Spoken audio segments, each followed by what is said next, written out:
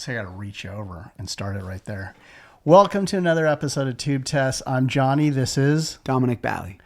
I am super excited. We're like halfway through our microphone testing for Dom. I always say Dom. Call me Dom, bro. Okay, but But if I say my name's Dom, people aren't ever going to find my music. We got to find your music and we got to send the link, below. But I'm actually pretty excited. This microphone, I don't know if there's a lot that's out there about the Max Kircher MK67 microphone. Here's what the guy did. He took, like everybody was buying these U87 AIs, TLM 67s, and Wait. Tell, for people who don't know a lot about microphones, tell us what's different about those microphones you just mentioned versus like a normal U. See, this is why you're great to have you. You know, you ask these questions. So, starting off the U87 AI, the U87 is a very popular Neumann microphone. Everybody loves the U87. The AI came out. It's a modern version. It's a transformer microphone that, that basically became it's a FET microphone, whereas the U67 is a tube microphone, and that was basically the microphone that came before the U87. But the TLM, Neumann came out with a TLM service, or a TLM product that basically is transformerless. Okay, so that that's the output transformer, but they're good sounding microphones. Were they cheaper? Is that why they released them, or just different? They're just different. They are more inexpensive. They're more inexpensive to build. It gets into that, what do you call expensive? They're still $2,000, $3,000 microphones, in a set, but Max came along and said, okay, I want to take the TLM or even the U87 and you can turn it into a U67. Okay. And so you would get this kit, you could build the kit. It's kind of cool. You're like, okay, for the do-it-yourself guys. And this was before the U67 came out with their reissue, which was a few years back. But what was super impressive is you could just take his circuit and just take the head off of the TLM or take the head off of the U87 AI, put it on his circuit, and you're good to go. And if you already owned a TLM 67 or you already owned a U87 AI, then you have the body already and you have the nut on the bottom that screws everything together, and you're good to go. And you've got basically the closest thing that you can get to a U67. But this was, again, before the reissue was out. Okay. I'm going to tell you right now. Oh, I was saving my comments until we pushed record. Okay. Well, go ahead. Do you want me to sing first and then give me my comments? Yeah, sing a little. I'll pull down the fader. Okay. I'll ride the fader a little bit, but here we go. This the rebel movement. Feel the revolution now. Only one solution. Feel the rebel movement out. Yeah. Yeah. Dude, I have tears building up behind my eyeballs right now. Okay, I gotta here. There's a few sad points about this. So first of all, I want to shout out to a guy named Christian who is out in Germany, because Christian walked me through the whole Max Kircher situation.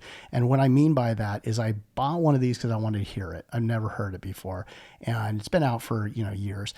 But I reached out to Christian, who has a bunch of them in Germany, and he has a bunch of U67. So I kind of value his perspective because he's got the real deal and he's got, these. And he walked me through, there's a mod in there that you can basically cut this wire, and it's called the S2 mod. So I tested it out the way that it comes.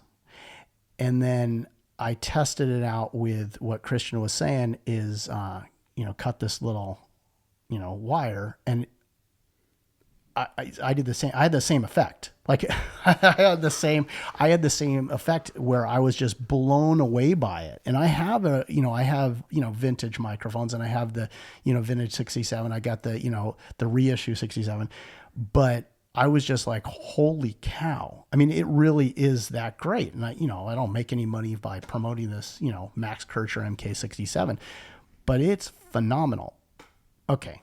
So you said sad news. What's the sad news? Here's the sad news. Okay. I had to drink a little bit more coffee. I'm not a mic collector, and a lot of people like will sit there and they'll be like, dude, you know, how many mics do you have? I test microphones, and like I tested this one and I kept pushing it. I put the best tube that I have. I have a bunch of Ep.86 tubes, the best tube that I could find. And then I even went to the best capsule. Okay. So yeah. So tell us, what capsule do you have on here? that's a vintage K67 capsule. Okay. So yeah, that's like pulling out.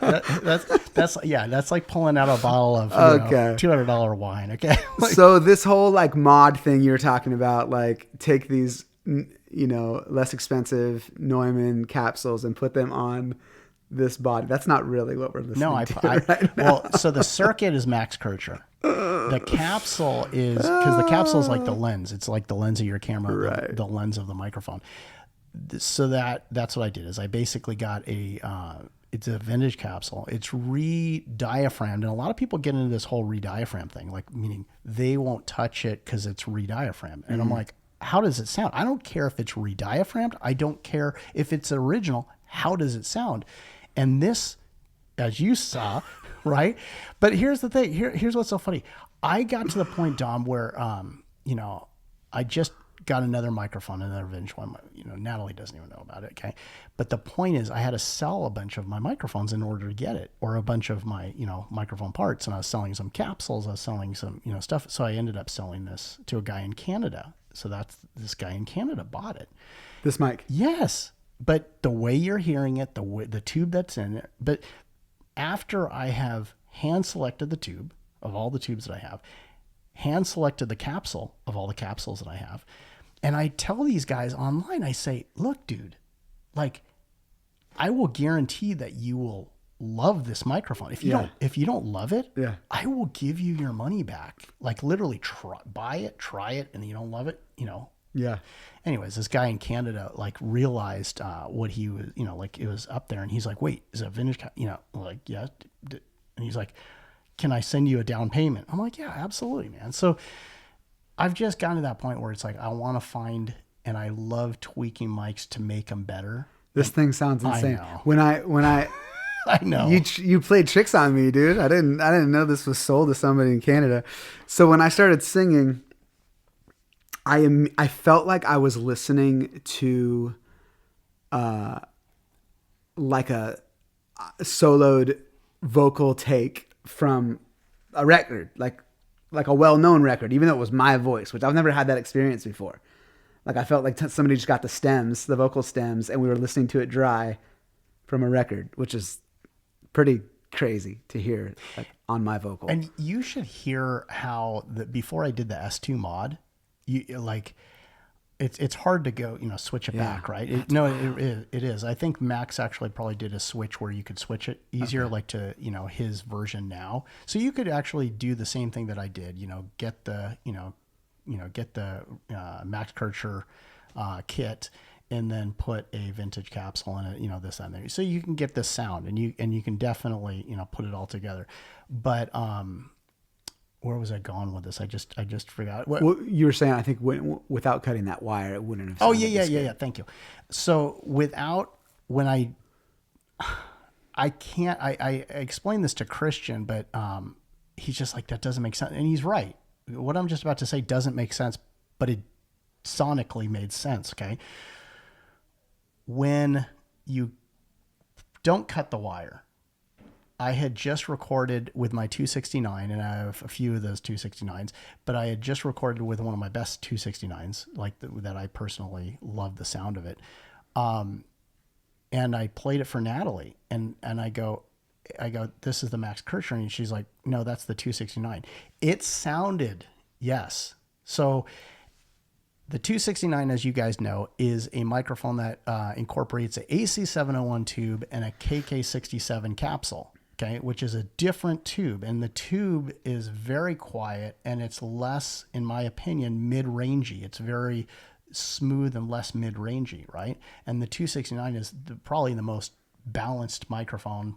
And people will argue and say it's one of the best microphones that Neumann ever made. But my point is, it doesn't have the mid-range bump that the 67 has. It has a very smooth, the highs, mids, low are very even. Like it's a great sounding microphone. But anyways, that's, in my opinion, what the Max Kircher, before you mod take the S2 mod out or cut the wire, that's what it sounded like. And it's that tube difference. So it really opens up that mid range when you do that. And they're side by side now, like with the reissue. That's wild. So if I take a reissue and the reissue, I won't get too much into it because we'll try one really quickly. That's all I'll say. I mean, let's make another video and throw up the reissue. But you're sold on the Max Kircher 67, huh? Dude, this thing. Yeah, I've never heard anything like it. I know, and it's tricky because, like I said, that's a vintage K67 capsule. Yeah. So right. you have to track one of those down, and I